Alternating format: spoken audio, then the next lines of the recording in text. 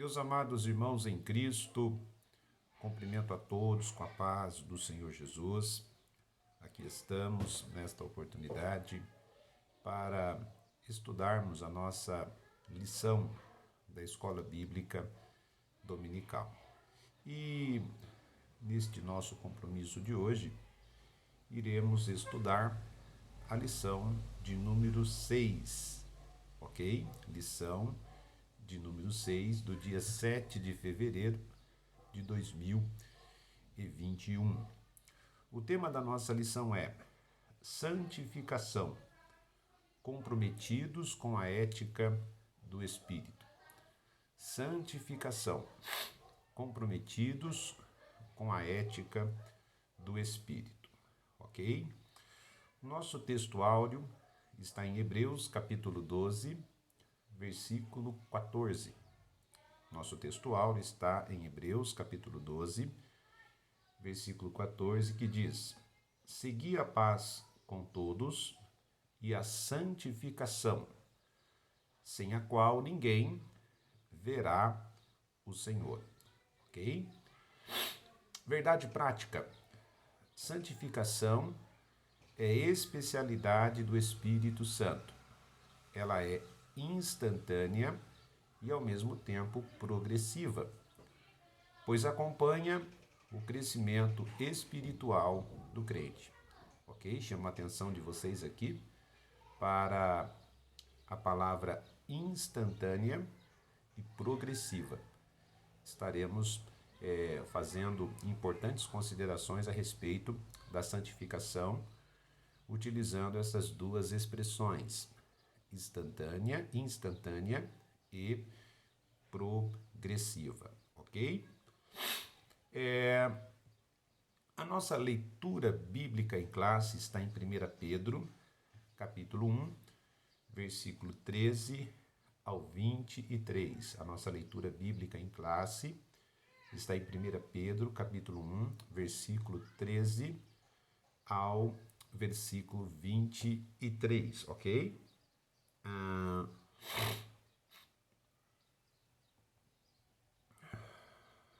O nosso objetivo geral hoje é mostrar o quanto devemos estar comprometidos com a ética do Espírito. Objetivos específicos.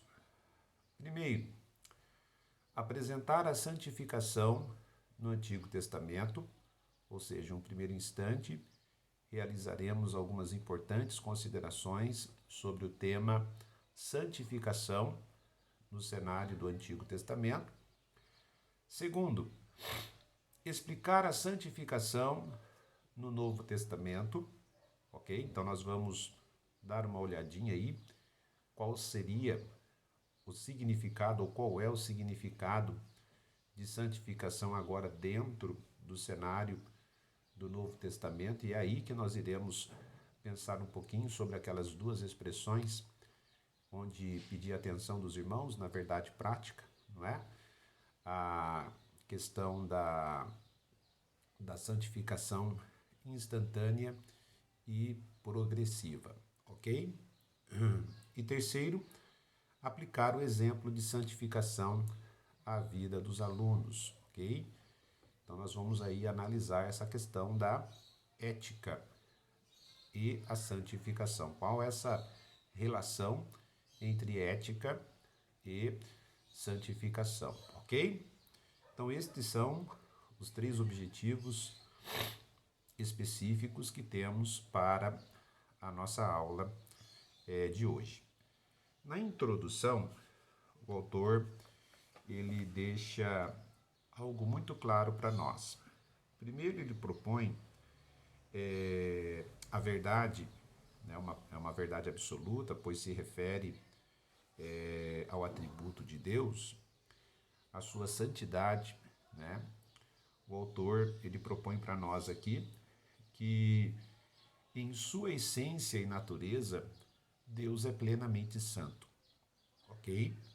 Então Deus ele é plenamente santo. Isso está em Apocalipse, capítulo 15 e versículo 4. Apocalipse, capítulo 15, versículo 4, nos fala sobre a santidade de Deus.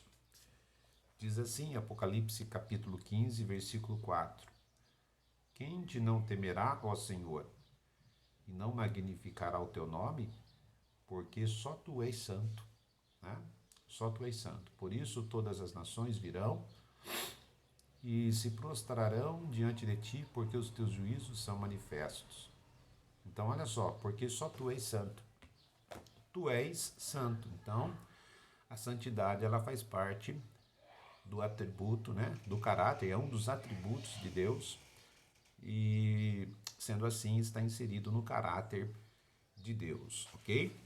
E ainda na introdução, o autor ele diz uma coisa importante para nós aqui, que este Deus que é santo, né, em sua vontade, ou seja, é a vontade de Deus, que aqueles que são crentes, que receberam a Cristo, que se identificam como lavados e remidos pelo sangue de Jesus, também reflitam esse caráter de santidade. Então, em suma, na introdução, o autor ele vai propor para nós o seguinte: Deus é santo e ele deseja que sejamos santos, né? E ele ainda diz para nós aqui na introdução: vamos estudar então o que é ser santo e a necessidade de se ter uma vida santa, ok? O tópico 1 traz o seguinte título: a santificação no Antigo Testamento. Então, no tópico 1, iremos analisar o que é ou qual a interpretação que temos a respeito de santificação, olhando com atenção para o cenário do Antigo Testamento, ok? O autor diz aqui: a santidade de Deus se originou nele mesmo, ok? Ela é a plenitude gloriosa de sua excelência moral, ou seja, a santidade, por excelência, reside no caráter divino. Essa verdade é revelada desde o Antigo Testamento. Deus exige santidade de seu povo porque ele é santo. Os antigos hebreus levavam a santidade a sério, ok? Então Deus é santo e exige que o seu povo seja santo. E é importante observarmos uma coisa. Quando nós olhamos para o Antigo Testamento, nós percebemos que existe ali uma aliança entre Deus e o povo hebreu. E Deus ele vai exigir desse povo que é dele, né, separado, propriedade exclusiva dele, ele vai exigir que esse povo seja santo. E quando olhamos para o Novo Testamento, nós temos uma aliança entre Deus e a igreja. E assim como Deus exige de Israel que Israel seja santo, Deus também exige que a sua igreja seja uma igreja santa. Ok? Aqui no ponto 1 do tópico 2 diz assim: a santificação. A ideia predominante de santidade, de santificação ou santidade no Antigo Testamento é de separação, tanto de pessoas como de lugares e coisas para o serviço sagrado. Então nós temos aqui, né, a ideia de santificação vinculada à palavra, não é, de separação, ok? Então nós temos aqui a separação, a santificação vinculada à ideia de separação, ou seja, separação de pessoas, lugares e coisas para o serviço sagrado, para o serviço a Deus, ok, irmãos? Em Levítico, capítulo 10 e versículo de número 10, a Bíblia diz: para fazer diferença entre o santo e o profano, e entre o imundo e o limpo, ok? Então, nós temos aqui a santificação com essa ideia de separação. Separação entre o quê? Entre o imundo e o profano, com o foco da ideia de diferença, ok? O autor coloca para nós aqui ainda: separar daquilo que é comum ou imundo, né? Separar daquilo que é imundo, não é? O profano entre o imundo e o limpo. O profano é alguém que se mostra indiferente no que diz respeito ao sagrado, certo? E aí nós temos o texto de Ezequiel, capítulo 22, versículo 26. E aí o autor coloca o verbo hebraico kadash, ser santo, ser santificado, santificar, ser posto à parte, é o mais usado no Antigo Testamento. Aparece 830 vezes, incluindo seus derivados, e cuja ideia central é separar do uso comum para o serviço de Deus, consagrar. Então a ideia que temos aqui a respeito de santificação está vinculada ao princípio de consagrar para o sagrado, certo? Separar com o propósito específico de serviço para o sagrado. Então é basicamente isto que acontece aqui na percepção de santificação no cenário do Antigo Testamento. Então, a santificação ela trabalha dentro deste princípio, ok? Então, essa pessoa, não é? E aí nós vamos ver, por exemplo, o ministério dos profetas, né? Então, o profeta ele era consagrado, consagrado no sentido de ser separado para o serviço divino, certo? Temos também o local, e aí a gente vê, por exemplo, a questão do templo. O templo ele foi consagrado ao Senhor, certo? E ao ser consagrado ao Senhor, o templo passa a servir ao sagrado, ok? A ser dedicado ao sagrado. Isso também no que se refere a coisas. Aí você olha para o cenário do templo e você percebe que existem inúmeros objetos que compõem todo o ambiente do templo. E esses objetos, eles foram consagrados para um serviço. Que serviço? O serviço do sagrado. Serviço para Deus. É de Deus, pertencente a Deus. Ok, gente? Então, quando falamos de santificação, olhando para o Antigo Testamento, nos deparamos com a ideia de consagrar para o sagrado. Você está separando, né? Volto a dizer, uma pessoa, um local, um objeto para o serviço a Deus, ok? Para o serviço a Deus. Isso acontece muito dentro do nosso cenário assembleiano. Por exemplo, eu já vi inúmeras pessoas, né? Inúmeras situações em que em nosso culto o pastor apresenta, por exemplo, uma guitarra. Pega aquela guitarra, irmãos, nós vamos orar e nós vamos consagrar essa guitarra ao Senhor, né? A igreja recebeu como doação, como presente, né? Aí o pastor pega aquela guitarra e consagra.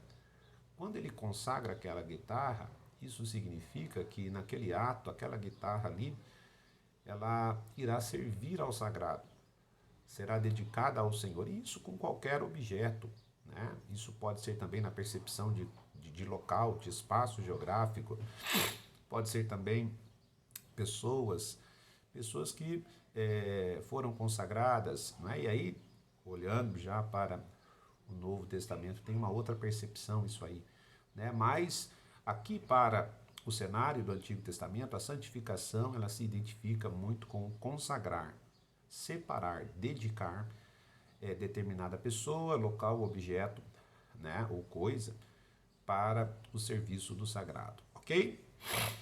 Vamos aqui agora para o ponto 2 do tópico 1, que diz assim, a consagração. O termo consagrar significa investidura de funções sagradas. Em outras palavras, é dedicar-se ao serviço de Deus, e isso pode ser pessoas, coisas ou possessões. Ok?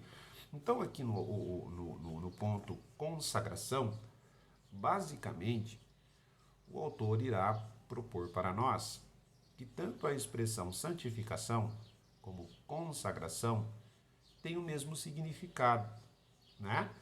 E ele diz para nós aqui, o verbo hebraico para consagrar é o mesmo para santificar, ser santo. Então, basicamente, santificação e consagração apontam para o mesmo significado, que é de estar separado para um fim sagrado. ok? Então, santificação e consagração tem a ver com essa percepção de estar separado para um fim sagrado. No caso, a ideia do sagrado aí é para Deus, ok? Certo? Dito isto, continuemos aqui, vamos para o 3, né? O ponto 3 aí do tópico 1, que traz o seguinte título: a purificação. A purificação. E o autor aqui, nesse tópico 3, nesse ponto 3 do tópico 1, ele vai trabalhar aqui com algumas palavras em hebraico, não é? E uma das coisas que ele coloca para nós aqui é que purificação tem a ver com ser puro, limpo, ser limpo, não é? Tem o seu vínculo com a ideia de santidade, ok? São várias considerações que ele faz aqui a respeito da purificação, né? Puro, limpo, ser puro. E ele diz: as pessoas que se aproximam de Deus se purificam de toda sorte de pecado e idolatria. E aí nós temos Isaías, não, Salmo 51, versículo 10, ok? Então a purificação, ela trabalha nessa percepção de que todos aqueles que se aproximam de Deus desejam distanciamento do pecado.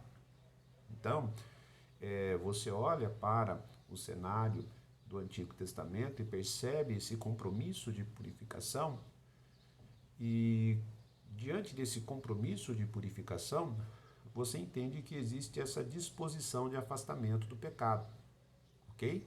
Então, nossa, fulano de tal é uma pessoa pura, né? É uma pessoa que valoriza a purificação. Ou seja, o que é que nós estamos dizendo? O que é que nós estamos alegando aqui? Que esta pessoa, que para nós aqui é o fulano de tal, né? Essa pessoa é uma pessoa que procura distanciar-se do pecado.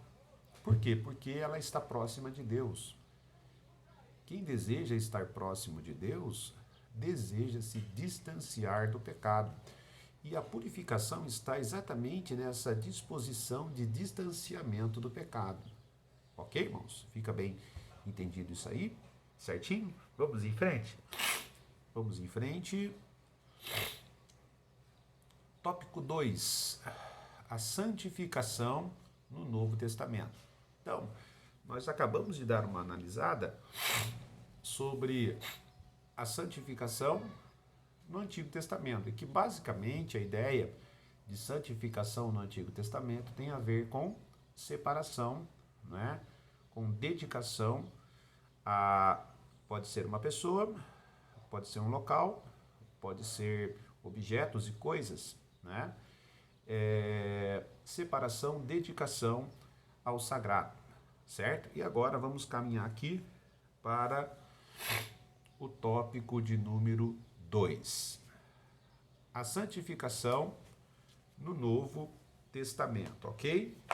A santificação no Novo Testamento. Certo, irmãos? Vamos dar uma olhadinha aqui. Santificação no Novo Testamento. Já fizemos a interpretação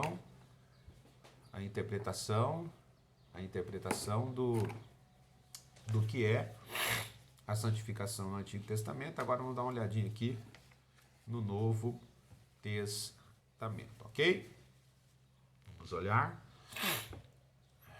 certo? Vejamos aqui a santificação no Novo Testamento. O autor diz assim: santificação, santidade e seus cognatos são termos comuns ao Antigo e ao Novo Testamento, e trazem o mesmo conceito. Na Nova Aliança, a santificação é a semelhança do caráter de Cristo e o efeito real da salvação na vida cristã. Agora olha só que interessante. Na Nova Aliança, a santificação é a semelhança do caráter de Cristo. Então a santificação, agora dentro do cenário do Antigo Testamento, está vinculada a exatamente isto. Não é? A santificação irá me conduzir a desejar, a buscar a semelhança do caráter de Cristo. Ou seja, de uma forma bem simples. De uma forma bem simples. A cada dia que se passa, eu desejo ser como Cristo.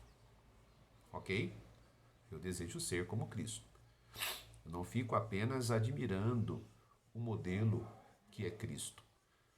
Não é? Tem uma diferença em ficar admirando o modelo que é Cristo e a disposição de buscar ser como Cristo. Ok? Certo? Então, a santificação me conduzirá, ok, a essa disposição em ser como Cristo, ok? No tópico, aliás, no ponto 1 do tópico 2, uma obra da Trindade.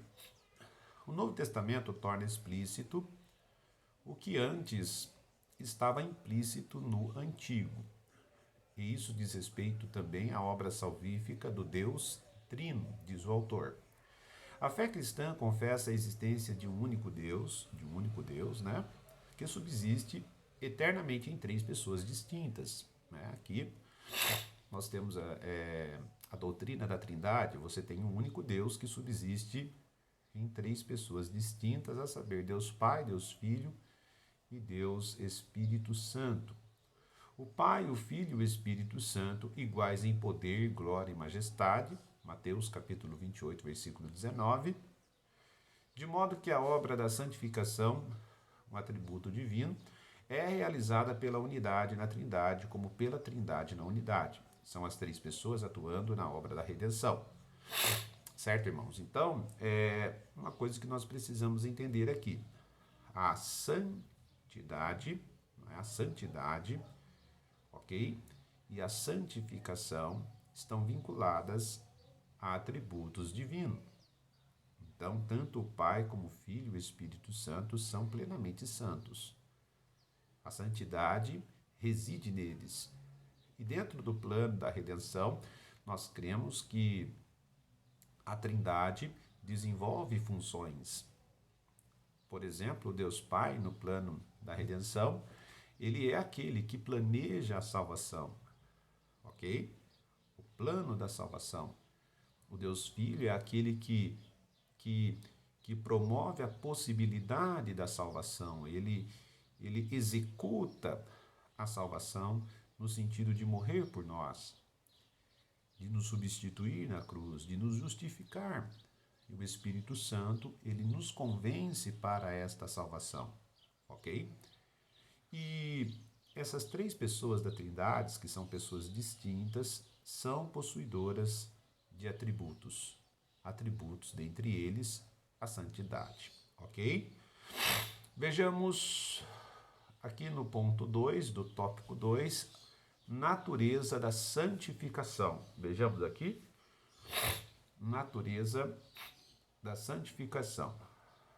Não há no Novo Testamento ritual de purificação cerimonial ou legal de santificação diferente da realidade do sistema mosaico, ok? Sistema mosaico. A santificação pode ocorrer de maneira instantânea. Isso quando o pecador recebe a salvação em Jesus pela fé. 1 Coríntios capítulo 1, versículo 30. É importante observarmos, eu disse aos irmãos isto, né, sobre a questão da salvação, aliás, da santificação instantânea. E esta santificação instantânea ocorre quando o indivíduo recebe a Cristo como seu Salvador, ok? Ele passa a ser um santo. Tanto que a percepção de santo aqui não é a percepção católica romana, não é? Não é uma percepção católica romana. Mas é uma percepção de que quando aquele que recebe a Cristo, ele tem os seus pecados perdoados. Sendo assim, ele é um santo, não é? Tanto que quando você olha algumas cartas de Paulo escritas, não é? Às igrejas, você percebe ao santo que está em tal lugar, né? E assim por diante, né? Então, nós conseguimos perceber que existe a santificação instantânea, Camarada aceitou Jesus, ele passa a ser santificado. Acabou de aceitar Jesus, é santo, santificado, né? Não, volto a dizer, no sentido católico romano, de ser canonizado, de ser louvado, de ser engrandecido, não, não. Mas é uma percepção que temos de que quando a pessoa recebe a Cristo, seus pecados são perdoados e ela passa a ser santificada, ok? Vejamos aqui um texto da palavra do Senhor em 1 Coríntios. 1 Coríntios, capítulo 1. Vejamos aqui. E versículo de número 2, que diz assim: a igreja de Deus que está em Corinto, aos santificados em Cristo, né, Jesus, chamados santos, como todos os que em todo lugar invocam o nome de nosso Senhor Jesus Cristo, Senhor deles e nosso. Olha só, interessante isso aqui, aos santificados em Cristo. E esta santificação em Cristo, ela acontece no exato momento em que recebemos a Cristo como Salvador. Os nossos pecados, eles são perdoados. Sendo assim, somos santificados. Ok, irmãos? Então, nós precisamos assimilar esse conceito, que é o conceito de santificação instantânea. Recebeu a Cristo como Salvador, é santificado, pois os seus pecados são perdoados por Ele. Ok? Vejamos aqui agora também o ponto 3. Ponto 3 do tópico 2, que diz assim: uma necessidade. A nova vida em Cristo é o novo nascimento. João, capítulo 3, versículo de número 3. Ao nascer, a criança continua seu crescimento físico e mental, e isso se aplica também à vida espiritual. Apesar de a santificação ser instantânea, ela é ao mesmo tempo progressiva. A salvação em Cristo é acompanhada da santificação, e seu agente ativo é o Espírito Santo. A vida cristã é uma carreira. Assim, é a santificação progressiva que nos torna mais semelhantes a Cristo. Não se trata de um tema secundário. Sem ela, ninguém verá o Senhor. Hebreus capítulo 12, versículo 14. Irmãos, chegamos agora aqui a um outro importante conceito de santificação. Já falamos com os irmãos sobre a santificação instantânea. Vejamos, na santificação instantânea, aceitou a Cristo, recebeu a Cristo como Salvador, seus pecados são perdoados, instantaneamente você é santificado, certo? Agora, nesse ponto 3 do tópico 2, nós nos deparamos com o conceito de santificação progressiva. Né? Como que a gente consegue interpretar a ideia de santificação progressiva? Vejamos o que diz aqui, Gálatas capítulo 5. Gálatas capítulo 5 e versículo de número 7. Corrieis bem, quem vos impediu para que não obedeçais à verdade? Correis bem, correis bem. E a ideia do correr aqui tem a ver com a vida cristã como uma carreira. Ok? A vida cristã é uma carreira. Agora olha só o que diz Filipenses capítulo 3. Filipenses capítulo 3, versículos 13 e 14. Irmãos, quanto a mim não julgo que o haja alcançado, mas uma coisa faço, e é que, esquecendo-me das coisas que atrás ficam, e avançando para as que estão diante de mim.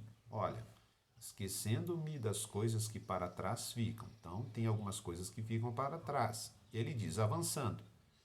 Então, eu vou seguir em frente. Nós temos o que aqui? A ideia de uma carreira, ok? De uma carreira. Prossigo para o alvo, prosseguir, ir adiante. Tem uma carreira, tem um alvo. Pelo prêmio da soberana vocação de Deus em Cristo Jesus. Então, A vida cristã ela é uma carreira. E dentro deste cenário de carreira, e aí a gente interpreta o que é esta santificação progressiva, a cada dia que vou caminhando nesta carreira, prosseguindo nesta carreira, eu procurarei ser mais santo, ser mais parecido com Jesus. Ok? Eu procurarei viver uma vida mais santa. E é aí que entra a ideia de santidade progressiva. Pois bem, se hoje eu sou santo e busco a santidade, amanhã haverá em mim um desejo maior em ser santo. Depois de amanhã, um desejo maior. Depois, um desejo maior e disposição em ser santo a cada dia. Então, a santidade instantânea, ela acontece no ato da salvação. Mas a santidade progressiva é uma disposição cotidiana de ser como Cristo, a cada dia mais e mais. Porque a ideia de santidade, irmãos, dentro do cenário do Novo Testamento, tem essa proposta: ser a semelhança de Cristo. E a cada dia que passa, eu terei essa disposição de ser semelhante a Cristo, de viver como Cristo, de fazer com que as pessoas que estejam ao meu redor vejam Cristo, presenciem Cristo. Alguém disse que a melhor maneira de uma pessoa ver Cristo é através da vida de um cristão, certo? Então, isto é uma santidade progressiva. Cada dia que se passa, você vai ficando mais parecido com Jesus, ok? Certo, irmãos? Vamos em frente aqui para o nosso terceiro e último tópico, a santificação aplicada ao crente. Diz aqui o autor: o Espírito Santo é a fonte de santidade e o Senhor o seu padrão. Olha só que interessante. Todos os crentes desejam se parecer com Jesus e viver de maneira a agradar a Deus. A santificação do crente é a obra do Deus Trino. Nesse contexto de santificação, nós temos o Deus Trino nos envolvendo, nos encorajando a sermos santos. E esta ideia de santidade, ela me induz, não é? E aí a gente volta à ideia de purificação, que é proposta lá pelo Antigo Testamento, não é? E que é prática para o ato de querer parecer como Cristo. Essa ideia de purificação, de estar distante do pecado e mais próximo de Deus. Uma pessoa santa, a cada dia que se passa, ela quer pecar menos, porque o ato de pecar e de não sermos pecadores é praticamente impossível. Somos pecadores e em algum momento vamos errar. Mas o crente que busca a santidade, ele tem esse desejo de errar menos, de pecar menos, de não pecar, melhor dizendo, de não pecar. Porque ele quer estar a cada dia mais e mais vivendo a semelhança de Cristo. Ok, irmãos? Certo? Vejamos aqui. Ponto 1 do tópico 3. A comunidade de Jesus. As epístolas do Novo Testamento visam fortalecer as igrejas e exortá-las a uma vida santa diante de Deus e da sociedade. Essa santidade que reside, não é, em mim, aliás, essa disposição de ser santo, ela é visível perante a comunidade dos crentes, perante a igreja, e ela é visível também em sociedade. Como dizia, né, aquelas antigas percepções assembleianas. Pô, você quer ser santo só na igreja? Quero ver ser santo lá fora, né? É uma frase bem citada pelos assembleianos aí, uma frase histórica. Quer ser crente só na igreja? Quero ver ser lá, né, fora da igreja, né? Eu ouvi muito isso aí. E é uma verdade. Isso é verdade. Porque o autêntico santo, ele não é comprometido com santidade apenas dentro da igreja. Ele não quer ser parecido com Jesus apenas na comunidade dos irmãos, mas ele quer ser parecido com Jesus perante a sociedade olhará para ele e dirá: nossa, esse camarada aí verdadeiramente serve a Deus. Jesus é visto nele, eu percebo Jesus nele. Certo, gente? Vamos em frente aqui. O status de Israel como propriedade peculiar de Deus, reinos e sacerdote e nação santa é revigorado na igreja, né? É revigorado na igreja. Também somos, né, uma nação santa, um povo escolhido, propriedade exclusiva de Deus. A igreja é, ok? O ensino petrino mostra que o estilo de vida dos crentes revela o caráter de Cristo. Puxa vida, o meu estilo de vida revela o Cristo, certo? Aqueles irmãos que vieram do paganismo são agora norteados pelo Espírito Santo, que vive neles, e por isso renunciaram às práticas dos gentios. Então, se eu sou uma nova criatura, Cristo reside em mim, e eu desejo ser como Cristo, né? Todas as antigas práticas, todas as práticas cujo compromisso é com o pecado, serão abandonadas e passarei a viver como Cristo. Ponto 2 do tópico 3, uma vida santificada. Somos santificados pela palavra de Deus, a Bíblia, não é? Somos santificados pelo sangue, o sangue de Jesus nos purifica, não é? E pelo Espírito. Podemos afirmar, como com Donald Gee, que a santificação é a semelhança do caráter de Cristo. É o efeito real da salvação através de Cristo, da salvação através do qual a própria vida de Cristo permanece para sempre na vida e no caráter do crente.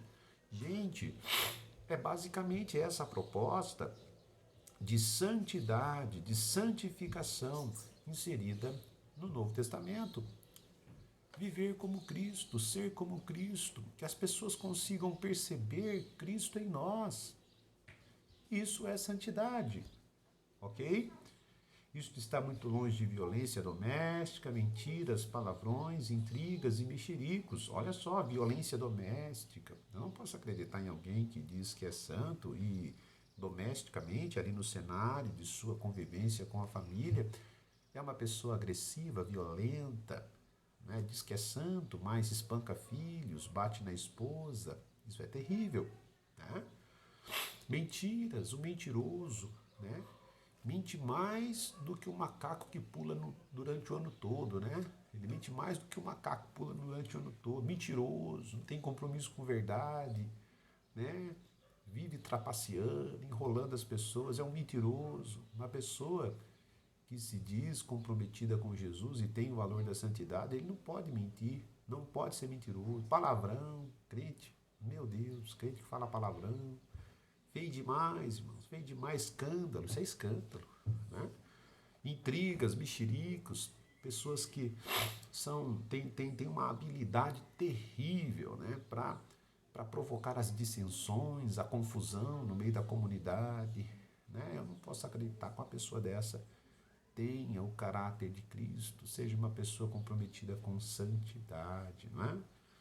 Uma vida de santidade é cheia do Espírito, ok? Uma vida de santidade é cheia do Espírito. Uma pessoa, irmãos, que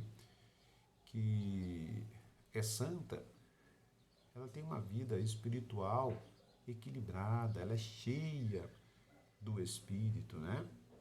E mantém distância dessas coisas. Que coisas? Que eu acabei de citar.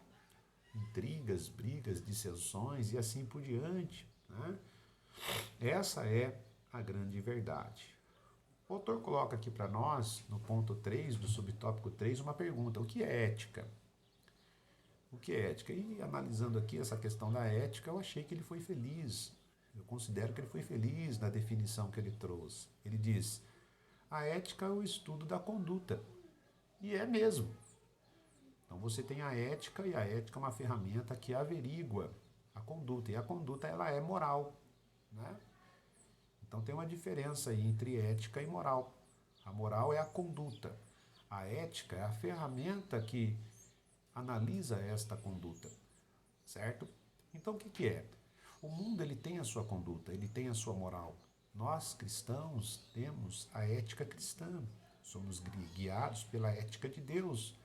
E toda a conduta praticada no mundo, ela deve ser analisada pela nossa ética. E a nossa ética, ela tem como fundamentação a Sagrada Escritura, que é a palavra de Deus, é a revelação de Deus. Então nós olhamos para o mundo pelo binóculo da ética. Esse binóculo aí é a ética, né? E esse binóculo, né, ele tem como fundamentação a palavra de Deus. As lentes deste binóculo é a palavra de Deus. E o autor diz aqui, o termo vem da palavra grega ethos, hábito, costume, que aparece somente uma vez no Novo Testamento, no plural, em um provérbio popular usado pelo apóstolo Paulo. As más conversações corrompem os bons costumes. A ética cristã é um estudo sistemático sobre os princípios e as práticas do que é certo e errado à luz das escrituras sagradas. Então a gente olha o mundo, o comportamento do mundo, as ações do mundo, as práticas do mundo, a moral que rege o mundo, e analisamos este mundo pela ética cristã, que está fundamentada na Bíblia. Na Bíblia. Então olhamos para o mundo e analisamos o mundo pela ética fundamentada na Bíblia, na Sagrada Escritura. E o que deve dar a última palavra para nós, no sentido de análise do comportamento do mundo, é a Bíblia, ok? Então essa é a ética. Então o crente que é santo, ele faz essa observação, ok? Ele analisa o mundo através da palavra de Deus, da Sagrada Escritura, ok? Reconhecemos a importância da filosofia, da sociologia, da psicologia, mas se qualquer uma delas contradizer ou tentar se opor à Sagrada Escritura, elas devem ser rejeitadas, ok? Conclusão. Sobre a santificação, precisamos saber o significado, a sua importância e a sua necessidade. Isso evita confundir a santificação com regras externas típicas de religiões legalistas. A santificação é a marca de uma vida na plenitude do Espírito. Então, meus irmãos, espero que vocês foram edificados por este ensino da palavra do Senhor, que sejamos a cada dia mais santos, buscando a Deus, né? Analisando o mundo e a sua moralidade pelas vias da ética, e a ética cristã tem como fundamentação a Bíblia. Que possamos a cada dia aí estarmos conscientes de que no ato da conversão somos santificados instantaneamente, que a cada dia devemos ser mais santos, uma santificação progressiva. Que Deus em Cristo continue abençoando sua vida, em nome de Jesus. Amém.